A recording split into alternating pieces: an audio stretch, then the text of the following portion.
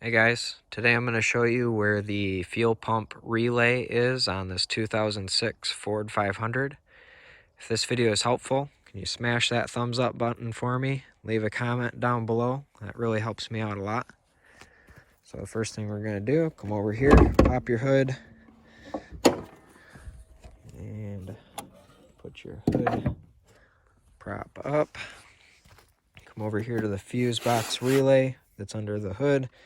Push this button, lift this hatch.